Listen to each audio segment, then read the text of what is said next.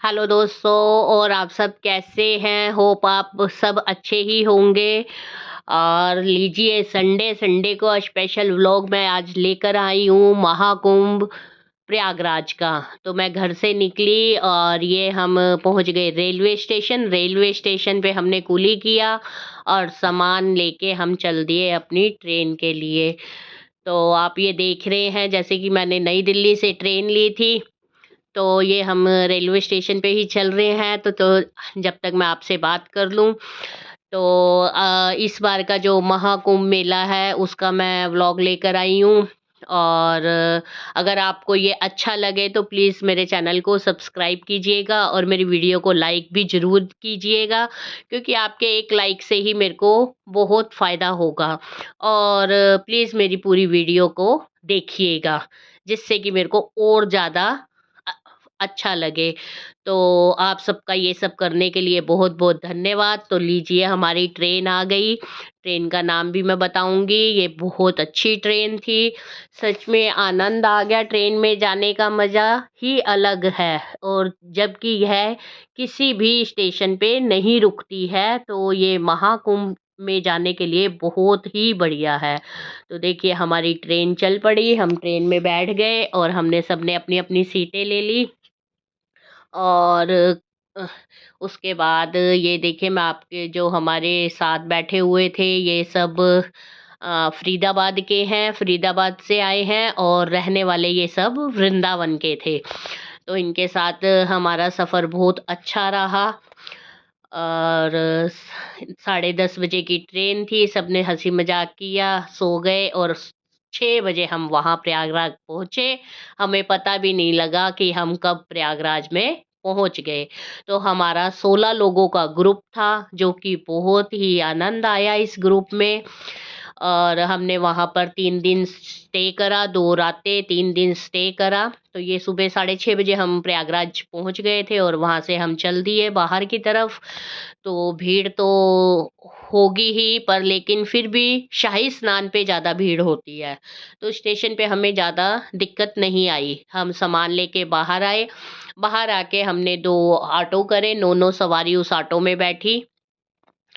एक में 8-8 लोग हम बैठे, सॉरी, पहले हम 18 लोग थे, 2 की टिकट कैंसल हो गई थी, तो हम 16 लोग रह गए थे। तो हमने 2 रिक्शा किए, 8-8 लोग बैठे और ये हम रिक्शा लेके चल पड़े अपने जहाँ पर हमने रहना था।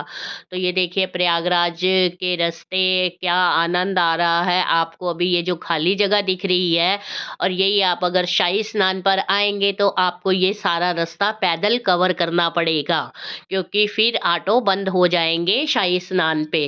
तो अभी हमें ऑटो मिल गया था हमारे स्थान तक पहुँचाने के लिए। ये हम पीपा पुल 16 नंबर से जा रहे हैं। तो यहाँ पर थोड़ी-थोड़ी दूरी पर पीपा पुल बनाए गए हैं। यह सिर्फ़ कुंभ मेले के लिए बने हैं, उसके बाद इनको हटा दिया जाएगा। और ये हम पहुँच गए अपने स्थान, जहाँ पर हमने निवास करना था, स्टे करना था, जो कि 2 रातें 3 दिन। तो यहाँ का भी सफ़र बहुत अच्छा रहा। सबने इतना एन्जॉय करा। ये हमारा 16 लोगों का ग्रुप था, जो कि हम चाय पीने के लिए रुके, सामान रखा, चाय पी और उसके बाद हमें जाना था त्रिवेणी। तो हम ये फिर त्रिवेणी के लिए निकल चुके थे। और ये यहाँ से हमें पैदल ही जाना पड़ रहा था, क्योंकि रिक्शा वगैरह यहाँ पर नहीं होता है। तो कभी-कभी मिल जाए तो आ भी जाए। तो ये रास्ते में देखिए कितने शिविर लगे हुए हैं। यही रास्ता अगर आपको मैं जब तीसरे दिन के उसमें दिखाऊँगी, तो यहाँ पैर रखने की जगह नहीं थी।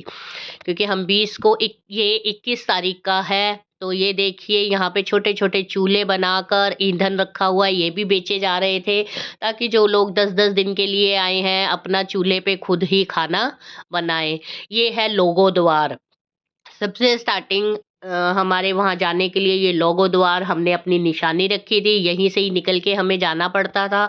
तो 3 दिन हम अच्छे से घूमे और हमें गुम होने का भी चांस नहीं रहा, क्योंकि यहाँ पर सब जगह एक जैसा ही लगता है। तो अपने रहने का स्थान और लोगों कोई भी जो द्वार तुम्हारे पास पड़ रहा हो उसको याद रखिए। तो ये हमसे चला नहीं गया, तो हमें बैटरी वाला रिक्शा मिल गया। हमने ये लिया और इसने भी हमें सिर्फ ब्रिज तक उतारा, पीपा पुल, और वहाँ से हमें ये बोले कि रिक्शा नहीं जाते हैं, तो फिर हमें यहाँ से पैदल निकलना पड़ा। ये देखिए संगम के लिए। तो यहाँ पे भी ये घाट था, यहाँ पर भी लोग स्नान कर रहे थे। तो जगह-जगह घाट बनाए गए थे स्नान करने के लिए, लेकिन हम निकले थे त्रिवेणी नाव में बैठकर जाकर स्नान करने के लिए। तो उसके लिए हमें कम से कम नहीं 4 किलोमीटर तो चलना ही पड़ा। 4 का भी 5 किलोमीटर ही लगा लीजिए। ये फिर हम पहुँचे नंदी द्वार, यहाँ पर इस प्रकार जगह-जगह द्वार बनाए गए हैं जिनका अलग-अलग नाम रखा गया है। तो हमारे रास्ते में जो-जो द्वार पड़ा मैं आपको उनका नाम अवश्य बताऊँगी। तो ये देखिए यहाँ पर इस प्रकार कितना सुंदर महाकुंभ प्रयागराज 2025 का बनाया हुआ है। ये हमारे मोदी जी और योगी जी की द्वारा किया गया इतना अच्छा इंतजाम है। तो अब आप देख रहे हैं अभी हम खाली रास्तों पे थे, अब ये भीड़ कैसे उमड़ रही है। और आगे भी मैं आपको दिखाऊंगी कि ये जो जरा-जरा सी आपको जगह दिख रही है, ये भी नहीं दिखेगी, क्योंकि हमने ये 21 तारीख को स्नान करा था, 21 तारीख को यहाँ पर ज़्यादा रश नहीं था। तो जहाँ जिस शिविर में हम ठहरे थे, वहाँ पर 7 दिन की भागवत भी थी, तो हमें 3 दिन की भागवत भी मिली। तो ये देखिए हम पहुँच गए अब संगम द्वार। तो ये यहाँ से संगम द्वार के लिए निकलते हुए बहुत ज़्यादा रश हो गया था। त्रिवेणी के लिए यहीं से जाना था और आप रश देख सकते हैं। तो फिर ये हम पहुँच गए घाट पे। तो ये दोस्तों जो आगे आप घाट देख रहे हैं, ये जो बोट खड़ी हुई हैं, यहीं से ही ये बोट हमें मिलेंगी त्रिवेणी के लिए। तो हमने बोट ली और हम उसमें बैठ गए। तो किराया दोस्तों वो वहाँ जाके ही पता लगता है। अगर तुम्हारा पूरा ग्रुप है तो कम किराया पड़ेगा, कम लोग हो तो ज़्यादा किराया पड़ता है। तो ये हम बोट से उतरे और ये देखिए ये है त्रिवेणी घाट, जहाँ संगम घाट जो कि 3 नदियाँ मिल रही हैं। तो ये देखिए हम त्रिवेणी में चले गए और हमने ये किया स्नान, बहुत ही आनंद आ रहा था। तो हम 2 ही लोग थे, तो एक सामान के पास रुके और मैं अपना स्नान करने गई। स्नान करके मैं बाहर आई, फिर थोड़ा-सा देखिए आपको यहाँ का दिखा रही हूँ, फिर दोबारा चली गई मैं स्नान करने। तो सच में इतना आनंद आ रहा था, मन ही नहीं कर रहा था कि हम लोग बाहर निकलें। सॉरी। तो उसके बाद फिर ये देखिए सच में आनंद इतना आ रहा था, हम पहले आगे तक गए, फिर हम वापस आ गए, फिर हम यहाँ पे फिर दोबारा बैठ के नहाए। तो ये देखिए फिर हम नहा धोकर अच्छे से दीपदान करा, अपना जो हमें दान करना था वो सब दान करके फिर हम इधर आए अपनी बोट की तरफ। तो आप ये देख रहे हैं ये सारे चेंजिंग रूम बने हुए हैं। हमारे योगी जी और मोदी जी सच में बहुत अच्छा इंतजाम किया है इन्होंने। जगह-जगह शौचालय, इतने शौचालय बने हैं और हर शौचालय को साफ करने के लिए कर्मचारी है। तो गंदगी अगर हम लोग ही मचाएँगे तो मचेगी, वरना नहीं। अगर हम लोग उसे स्वच्छ रखेंगे, पानी डालते रहेंगे, स्वच्छ रखेंगे तो कोई गंदगी नहीं है। फिर हमारी बोट में बैठे और चल दिए। ये आप जो देख रहे हैं सामने ये है वट वृक्ष, अकबर के किले के अंदर ये वट वृक्ष है दोस्तों, इसकी बहुत मान्यता है। सब लोग इसके दर्शन करने जाते हैं। तो अंदर ही अंदर काफ़ी मंदिर भी बने हुए हैं।